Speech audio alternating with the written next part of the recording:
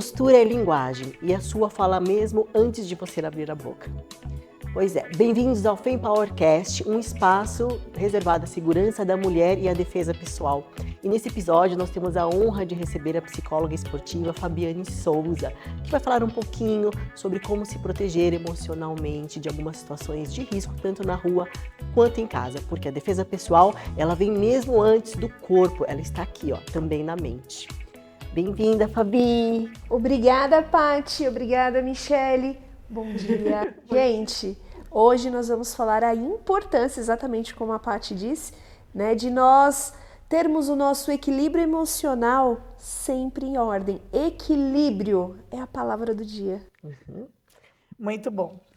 Gente, eu vou começar já perguntando, né? A gente na defesa pessoal, nos workshops que o FemPower faz, a gente aborda muito a questão da abordagem inesperada, né? E indesejada. E qual a importância da segurança psíquica nessas abordagens para as mulheres? Paty, eu sei que você ensina todas as técnicas para as mulheres, né? Então as mulheres, elas já sabem o que fazer, porém, se ela estiver insegura, se ela não tiver certeza, se ela tiver medo, isso vai transparecer para o abusador. E aí ele vai se sentir mais confiante, fazendo com que você recue. Porém, se você estiver equilibrada, com o psicológico acima, ter uma excelente postura, olhar nos olhos, né? Quando vier uma abordagem indesejada e o fato de você olhar nos olhos de quem está falando isso para você, de quem está tentando te abordar, você já acaba inibindo a pessoa. E mesmo que você não saiba nada de defesa pessoal, a sua postura, uma postura ereta, com um olhar mais, a cabeça elevada de segurança, já transmite para o abusador que você está apoderada e ele não vai conseguir fazer nada com você. Ô, Fabi, desculpa, mas isso não quer dizer que ela não esteja com medo, né? Porque o medo, ele existe, às vezes, né? Você está se sentindo acuada, está se sentindo invadida, mas é você poder saber que naquele momento você pode mudar a situação se você tiver essa postura, né? Mas o que ela poderia fazer para não entrar nessa neura do medo? O medo, ele vem em várias circunstâncias da tua vida, né? E você precisa aprender a lidar com ele. Não é que ele vai embora. O fato de você respirar fundo, você oxigena o seu cérebro. Então, se essa postura é um pouco mais ereta, eu libero o meu diafragma. Quando eu paro e faço assim, eu oxigenei o meu cérebro, então eu passo a pensar. E aí, quando eu estou pensando, eu sei que eu tenho que ter uma postura e eu vou, de olhar para o abusador, eu vou, mesmo com medo, eu não vou transparecer para ele que eu estou sentindo medo. Eu aprendi a lidar com o meu sentimento. Eu aprendi a lidar com aquilo que está me dominando. Eu dominei. Quando vier o abusador, ele não vai conseguir, mesmo com medo. Depois que ele sai, depois que você conquista, você chora, você põe pra fora, ele perde esse medo, treme. É porque tem algumas de nossas seguidoras, né, das pessoas que passam pelo nosso workshop, elas falam que muitas delas, a grande maioria, congela, né, tipo, sabe o que fazer, mas congela.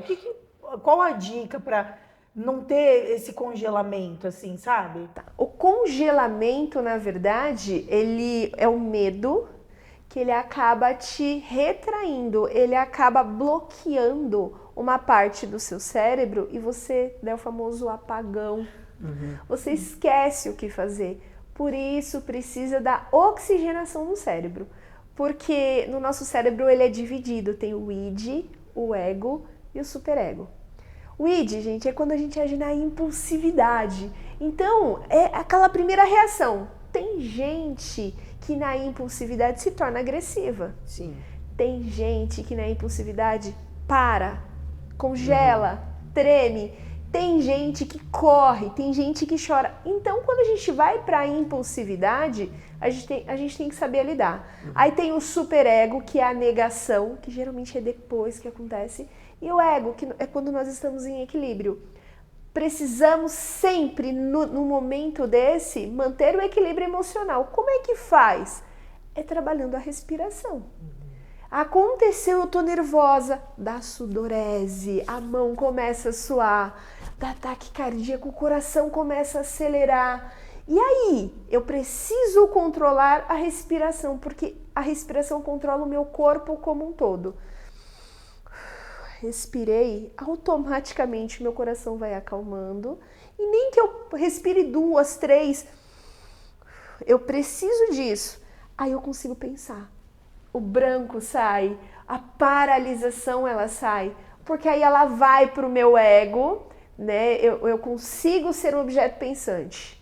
É importante sempre controlar a respiração. Mas agora vamos pensar o seguinte, em que tipo de abordagem, né? Porque vamos supor, se é uma abordagem que alguém chega armado, você não...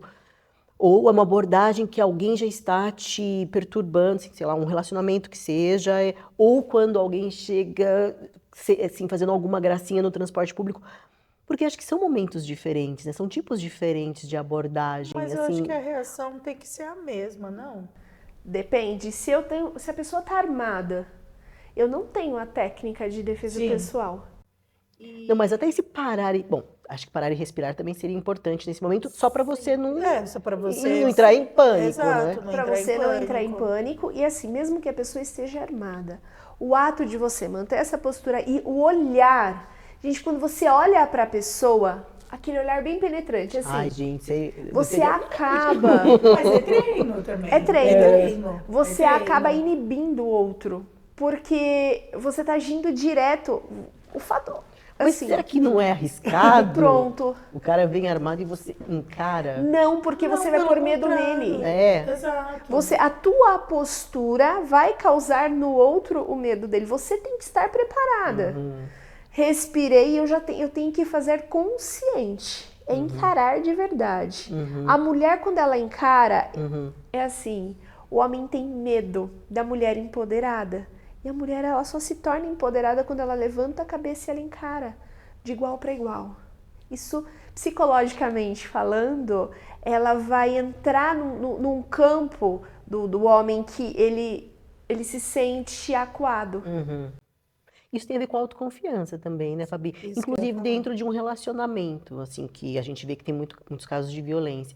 E se ela se enfraquece muito, aí ele ganha força em todos os aspectos, né? Não só física. Sim, no relacionamento, o relacionamento abusivo, ele sempre começa com pequenas coisas. Ah, não, você não vai sair desse jeito. Ah, não, você tá feia. Ah, não. E é devagarzinho, são pequenas dicas, pequenos. E se a mulher ela acabar cedendo em todas as. Pronto. Ele vai ser um abusador e você vai se tornar uma dependente emocional. A dependência emocional, ela é atrelada a traumas que você teve na tua infância. E quando ele perceber esse gatilho, aquilo que você tem, ele vai entrar e vai abusar de você emocionalmente. Então, até que ponto ceder ou não ceder? Precisa ter um equilíbrio. Lembra no início? A palavra da vez é um equilíbrio. Eu não posso nem 8 e nem 80. Eu preciso entender. Tem que ser um equilíbrio em tudo. Olha, não, eu não vou com essa roupa, por quê? Será que realmente está muito curta? Será que realmente não faz sentido para o ambiente onde eu vou? Mas eu preciso me autoanalisar. E se fizer sentido, eu vou sim. Não pode ser para afrontá-lo. Eu vou porque ele está falando para eu não ir. Aí já saiu do equilíbrio. É um desequilíbrio. Eu preciso parar e ter esse equilíbrio, me olhar e não fazer por vingança ou até mesmo por orgulho ou por submissão. E aí, falando assim da parte esportiva, porque a defesa pessoal, a luta não deixa de ser um esporte, né? Então a gente bate muito na tecla que a gente manda do corpo para a mente, né? A gente treina o corpo para que é mais fácil do corpo para a mente do que da mente para o corpo. Mudando isso para a questão psicológica, isso se chama condicionamento operante. Eu condiciono o meu corpo para se tornar automático, para quando vier, a minha mente está treinada. Isso é condicionamento operante. Legal. E isso também, tipo, você fazendo isso com o corpo, automaticamente você eleva a sua autoestima. Com toda certeza. Toda vez que você treina Toda vez que você tem domínio daquilo que você faz, do teu corpo, a sua autoestima ela eleva, você libera serotonina, dopamina, endorfina, que é o hormônio da felicidade, deixa a mulher mais feliz, mais empoderada e, consequentemente, com mais dificuldade de ser abusada, seja emocionalmente ou seja, de repente, uma abordagem indesejada. É isso que a gente sempre fala e é muito bom você estar aqui, né, Para corroborando. reforçar essa Para ideia, reforçar a ideia que, na verdade, que é a ideia do FemPower, né, de 360 por essa questão de ser corpo e mente. Porque tem que desenvolver autoconfiança, autoestima, porque uma pessoa, mulher mais segura de si, do próprio valor, né, de que ela merece o respeito, de que ela merece ser querida, amada, enfim, ela cria mais, ela se fortalece emocionalmente, né, para se proteger. Porque eu acho que isso tem a ver com o que você falou da dependência emocional. A dependência emocional, ela é o quê? Cravada numa carência, né, ou numa falta, não sei, de amor mais próprio, na A autoestima. dependência emocional não está atrelada à autoestima. A autoestima faz parte, né? Ela é um componente da dependência emocional. Mas ela é muito ligada aos seus traumas, né? Muitas vezes um pai ausente, e eu falo pai, gente, é a figura paterna, não necessariamente pode ter sido um avô, mas que teve um bom relacionamento naquele momento certo, você é a coisa mais linda do papai, hoje eu vou cuidar da minha princesinha, é tratar a filha como princesa. Quando ela cresce, ela tem a autoestima bem elevada e o que é melhor de tudo, não vai ser dependente emocional de ninguém, porque foi suprido na fase correta, que é a fase do complexo de Édipo, que ela varia do 6 até o 12º ano de vida da mulher. E é muito importante essa fase, da mulher não, da criança, né? Porque no caso do menino, o pai, a mãe precisa estar presente. Então, se você reforça nessa fase, vai crescer um adulto saudável. Dificilmente ela vai ser abusada emocionalmente. Às vezes até essa questão que você falou de querer agradar ou do ceder do equilíbrio, às vezes ela não tem porque ela acredita que ela precisa agradar muito para ser amada, às vezes é por conta de uma falta, né? É uma carência. Uma carência na infância. Então, eu falo assim que terapia, eu acho que terapia é vida, né? Você se autoconhecer para você entender onde que está a sua questão e não deixar que o outro traga a sua felicidade. Às vezes você faz de tudo para que o outro te faça feliz, quando tem que começar, você tem que ser autossuficiente, né? De uma certa forma, assim, em termos de amor próprio, Paty, o relacionamento, ele não tem que ser um completando o outro. Não existe metade da laranja, a tampa da panela. Isso é história para vender livro. É verdade. Não existe. Os contos de fada, aquele príncipe que vem Não, o salvar. príncipe encantado. Não, gente, não existe. O que existe é eu preciso estar bem comigo mesma, o outro também e juntos. Nós vamos caminhar juntos e não um vivendo a vida do outro. Vamos caminhar juntos em prol de um objetivo em comum. Isso é um relacionamento saudável. A partir do momento que você deixa de fazer aquilo que te faz bem, aquilo que é prazeroso para você, em função do outro, aí você já não é legal. Já foge do equilíbrio, né? Se ela não tiver essa consciência, ela vai acabar caindo em vários relacionamentos parecidos, né? Sim. E é incrível porque só muda o personagem, a história é sempre a mesma. Ela precisa tratar esse trauma para poder dar continuidade, né? Porque senão, às vezes é melhor ficar sozinha, se autoanalisar, entrar no equilíbrio e aí sim. É incrível porque a gente acaba atraindo pessoas conforme nós estamos. Então, se eu tô bem, vai vir uma pessoa legal. Sim. Fabi, e a questão do homem, por exemplo? Nossa, eu ia falar isso. Eu tenho, assim, uma convicção, posso estar errada, de que, assim, os homens, ele também não, a maioria deles, não todos, mas não nascem agressores, eles se tornam agressores.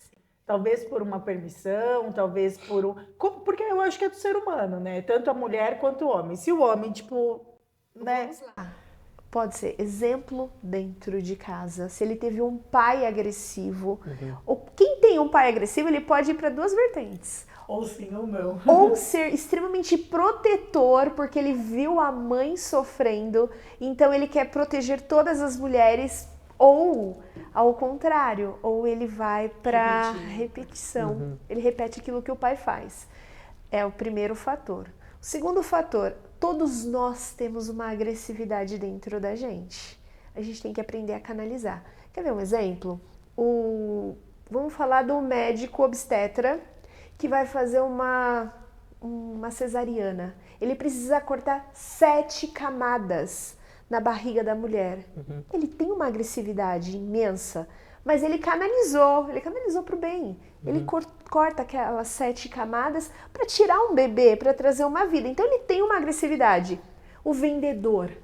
Gente, o vendedor ele é agressivo, porque para vender, para oferecer, ele precisa ter uma agressividade, mas ele canalizou para aquilo. As pessoas, quando elas não conseguem canalizar aquilo que ela tem, aquele tipo de agressividade, porque tem agressividade verbal, tem agressividade física, né? Se você canaliza para determinada circunstância, e a maioria das pessoas é para a profissão, você não vai ser agressivo no seu dia a dia. Mas se você está perdido ou com falta de equilíbrio, você vai, qualquer coisa, você se torna agressivo. Você briga no trânsito, você xinga à toa, quando alguma coisa sai fora do seu esperado, você já fica extremamente nervoso, grita, xinga e até agride fisicamente. Sim. Além disso, tipo, falando de relacionamento, por exemplo, se mesmo que eu tenha um relacionamento com uma pessoa agressiva, mas se eu, tipo, olho, me posturo de uma maneira diferente, a chance de eu ser agredida é menor. Tá, já que estamos falando de traumas, quando você se posiciona de uma maneira diferente, com aquele olhar penetrante, de cima para baixo, por mais que ele seja mais alto, por que que você acaba inibindo? Remete-se à autoridade materna. Nós temos isso. Todo mundo tem mãe. Ninguém nasceu de chocadeira. Por mais que você vá para um orfanato, teve uma freira ali que representou uma mãe. Então, todo mundo tem mãe. E em determinado momento da tua vida, você teve alguém com mais autoridade que você. E essa pessoa é sua mãe. E como é que ela faz para chamar a sua atenção? Ela fala assim? Não. Ela fala olhando nos olhos. E ela fala com amor.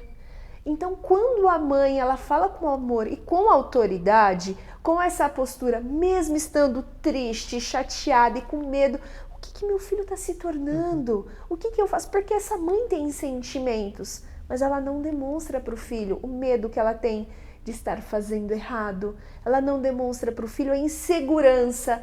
Essa mãe precisa corrigir o filho. Você tirou nota baixa. Você brigou com o coleguinha na escola. Então, a postura materna é essa. Eleva, olhar no fundo dos olhos. Quando você faz isso com o abusador, lá no inconsciente dele, retrata ali. Por isso que a pessoa armada, ela baixa. Ela não vai, ela muda. Porque nós, mulheres, temos isso. A postura de mãe. Mas além disso tudo, já que estamos falando de relacionamento, além desses pontos, também tem a questão que a gente vive numa sociedade super machista ainda, né? Misógina, que trata a mulher de uma maneira muito agressiva, muito objetificada. Eu acho que por nós estarmos nos reposicionando, estarmos no mercado de trabalho, estarmos conquistando os nossos direitos, está todo mundo meio perdido o papel de cada um. Então está indo para um extremo, né? Um extremo de violência, inclusive. Eles estão se sentindo acuados, não sei, é a impressão que eu tenho.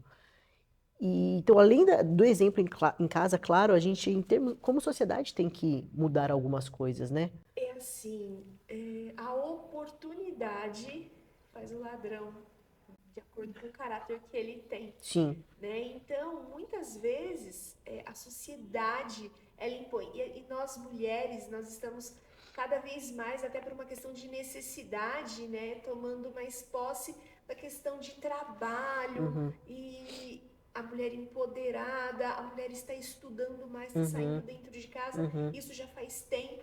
Muitas vezes tem até inversão de papéis, tem muitos homens que, ela trabalha, ela ganha bem, e está até indo atrás da mulher para ser sustentado por ela. Infelizmente, isso é comum acontecer.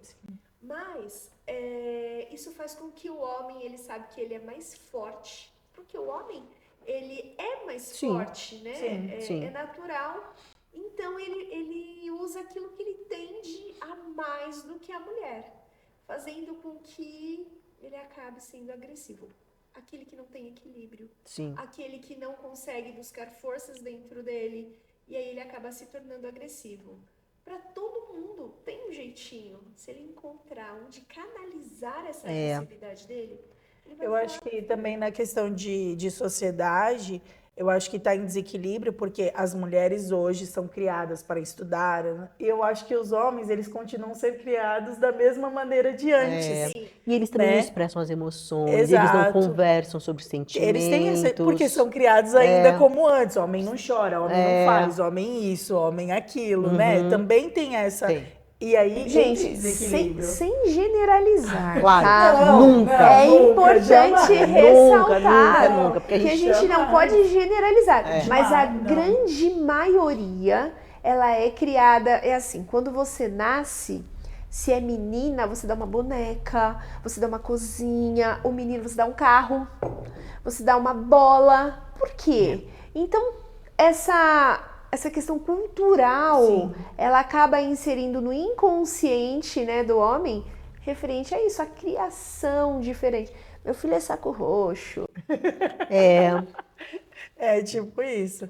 E eu acho que é isso que também, por isso que nossa sociedade está em desequilíbrio, né? E aí a gente vê a violência contra a mulher cada vez aumentando mais, talvez porque eles também não sabem como lidar, né?